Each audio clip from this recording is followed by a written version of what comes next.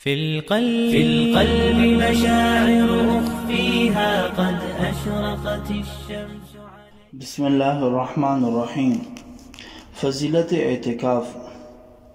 نبی کریم صلی اللہ علیہ وسلم نے ارشاد فرمایا، جس نے اللہ تعالیٰ کی رضا حاصل کرنے کے لیے اخلاص و ایمان کے ساتھ اعتکاف کیا تو اس کے گزشتہ صغیر گناہ معاف ہو جائیں گے. صرف اعتکاف کرنے کی وجہ سے اللہ پاک انسان کے گناہوں کو معاف فرما دیتے ہیں. معاوضہ دے کر اعتکاف کرانا. اجرت معاوضہ دے کر اعتکاف کرنا جائز نہیں، کیونکہ عبادات کے لیے اجرت دینا اور لینا دونوں ناجائز ہے. اعتکاف میں پردہ ڈالنا. اعتکاف میں پردہ ڈالنا اور نہ ڈالنا دونوں طرح نبی کریم صلی اللہ علیہ وسلم سے ثابت ہے. اگر پردہ ڈالنے سے ریاکاری، کبر وغیرہ پیدا ہونے کا خطرہ ہو تو نہ ڈالیں، اور اگر ان امور کا اندیشہ نہ ہو تو یکسوئی کے لیے پردہ ڈال لینا بہتر ہے. البتہ فرض نماز ہونے لگے اور پردہ پڑے رہنے سے جماعت میں خلا رہ جانے کا خطرہ ہو تو پردہ ہٹا دینا چاہیے، بلکہ بستر اور سامان بھی اٹھا لینا چاہیے اور ایک طرف کر لینا چاہیے تاکہ نماز کے لیے مسجد کا ماحول بالکل صاف ستھرا رہے. معتکف کے وضو کرنے کا حکم. معتکف کے وضو کرنے کا حکم معتکف کو ہر نماز کے لیے، خواہ فرض ہو یا واجب ہو یا سنت ہو یا نفل ہو، نیز تلاوت قرآن مجید یا سجدہ کرنا ہو یا قضا نماز ادا کرنی ہو، ان سب کے لیے جس وقت چاہے وضو کرنے کے واسطے نکل جانا جائز ہے، کیونکہ ان سب کے لیے وضو کرنا شرط ہے. البتہ جس وقت وضو کرنا شرط نہ ہو بلکہ مستحب ہو، جیسے وضو پر وضو کرنا، آپ کو پہلے سے وضو ہے لیکن آپ پھر بھی وضو کرنا چاہتے ہیں، یا صرف ذکر و اذکار کے لیے، تو وضو کرنے کے لیے باہر نہ جائے، یعنی کہ وہ جگہ جہاں نہ جانا مسجد میں وضو کیا جائے بلکہ باہر نہ جائے، وہی مسجد میں ہی رہے یا مسجد میں کوئی سی ترتیب بنا لے، وضو کر لے. جن امور کے لیے وضو ضروری ہے ان کے لیے تو جا سکتا ہے، لیکن جو امور بغیر وضو کے بھی ہو سکتے ان کے لیے مسجد سے باہر جانا ضروری نہیں ہے. بعض باتیں ہر حال میں حرام ہیں، اعتکاف کی حالت میں اور زیادہ حرام ہو جاتی ہیں. مثلا غیبت کرنا تو ویسے بھی حرام کام ہے، لیکن اعتکاف میں بیٹھ کر ایک آدمی غیبت کرتا ہے، چغل خوری کرتا ہے، لڑانا، جھوٹ بولنا، جھوٹی قسم کھانا، بہتان لگانا، کسی مسلمان کو ناحق تکلیف پہنچانا، کسی کے عیب تلاش کرنا، کسی کو رسوا کرنا، تکبر اور غرور کی باتیں کرنا، ریاکاری وغیرہ کرنا، یہ سب حرام اور سخت گناہ ہے. ان سے اور اس قسم کے تمام باتوں سے احتراز کرنا ضروری ہے. البتہ ان چیزوں سے اعتکاف فاسد نہیں ہوگا، لیکن ثواب میں ضرور کمی آئے گی. ایک معتکف آدمی کو اعتکاف میں کیا کرنا چاہیے؟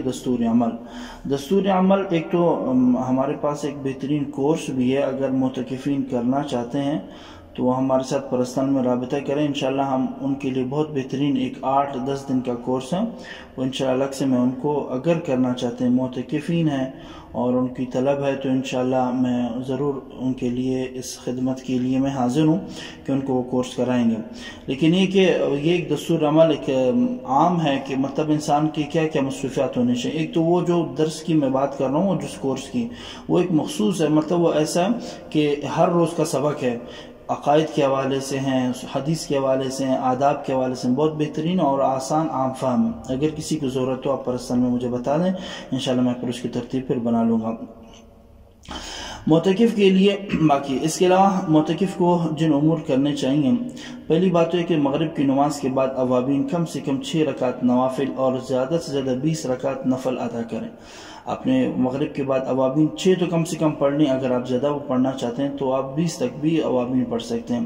آیت الکرسی 4 قل پڑھ کر بدن پر دم کیا کریں، اس کے بعد جو ہے کھانا کھا کر مختصر آرام کریں، پھر عشاء کی نماز کی تیاری کریں اور صف اول اور تکبیر اولیٰ کا مکمل اہتمام کریں. دوسری بات یہ کہ تب عشاء کی تراویح وطر کی نماز سے فارغ ہو کر دین کا علم حاصل کرنے اور اس پر عمل کرنے کی نیت سے کسی مستند اور معتبر دینی کتب کا مطالعہ کریں یا کسی مستند اور معتبر عالم دین کے درس میں شرکت کریں اگر مسجد میں اس کا انتظام ہو، اور تاک راتوں میں مطالعہ وغیرہ سے فارغ ہو کر جب تک طبیعت میں بشاشت رہے ذکر و تلاوت، نوافل، استغفار، درود شریف میں مشغول رہیں، اور جب سونے کو طبیعت چاہے تو پوری طرح سنت کے مطابق سو جائیں۔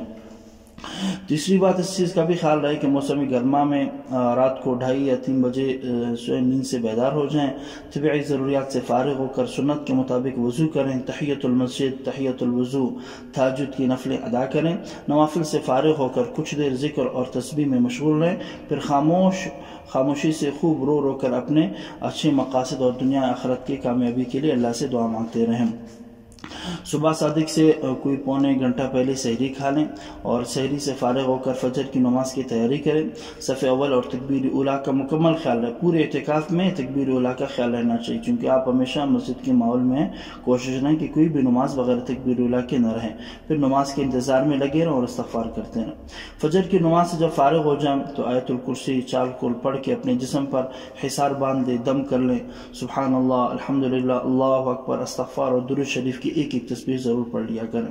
پھر اشراق تک تھوڑا سا انتظار کریں، پھر جب اشراق کا وقت آ جائے تو کم سے کم 2 رکعت، زیادہ سے زیادہ 8 رکعت اشراق کے نوافل پڑھ لیں، اور چاشت کے وقت جو ہے پھر اگر اس کے بعد اگر آپ آرام کرنا چاہیں تو پھر آپ آرام کر لیں تھوڑا سا، چاشت کے وقت بیدار ہو جائیں، پھر چاشت کی نماز 2 رکعت، زیادہ سے زیادہ آپ جو 12 رکعت پڑھ سکتے ہیں۔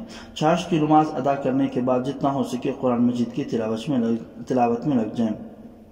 جب زوال ہو جائے تو 4 رکعت سنت زوال ادا کریں، اور اس کے بعد سنن ظہر پڑھے۔ ظہر کی نماز کے انتظار میں صف اول میں بیٹھے رہیں اور تکبیر اولیٰ کا اہتمام رہے، اور ظہر کی نماز سے فارغ ہو کر صلاۃ تسبیح کی نماز پڑھیں اور قرآن مجید کی تلاوت میں لگ جائیں، اور جب اگر تھکن محسوس ہو تو آپ ظہر کے بعد بھی تھوڑا سا آرام کر لیں عصر تک۔ عصر کی نماز سے آدھا گھنٹہ پہلے بیدار ہو جائیں، وضو کر کے تحیت الوضو، تحیت المسجد، دیگر نوافل پڑھ کر عصر کی نماز جماعت کا انتظار کریں، اس سے فارغ ہو کر مختصر تلاوت کریں، پھر تسبیحات ادا کریں جن کا نمبر 5 میں ذکر ہو گیا، پھر پوری توجہ کے ساتھ دعا میں مشغول رہیں۔ یہ وقت نہایت قیمتی وقت ہوتا ہے، اس کو افطاری کی تیاری میں ضائع نہ کر دیں، بلکہ افطاری تک مسلسل اللہ کی بارگاہ میں مسلسل دعا میں لگے رہیں۔ جو باتیں اعتکاف کے دوران مکروہ اور منع ہے ان سے مکمل طور پر پرہیز کریں۔ معتکف پر لازم ہے کہ صف اول میں خود آ کر بیٹھے، خود کہیں اور ہو اور تولیہ، چادر، ٹوپی وغیرہ سے اور کہیں اور جگہ رکھے ہوئے ہوں، ایسا نہ کریں۔ اپنے ہر قول فعل، اٹھنے بیٹھنے اور ہر طرز عمل سے دوسرے معتکفین نمازین کو تکلیف پہنچانے سے بچنے کا اہتمام کریں، اور اپنی دیگر احباب متعلقین کو عفو و مغفرت کی سرتوڑ کوشش میں لگ جائیں اور رحمت کی امید میں لگے رہیں۔ مایوسی کو ہرگز اپنے راستے میں نہ آنے دیں اور اللہ سے مانگتے رہیں، تو انشاءاللہ آپ کا مکمل اعتکاف بڑا ہی بہترین گزرے گا اور اللہ سے آپ کا قرب بڑا مضبوط ہوگا انشاءاللہ۔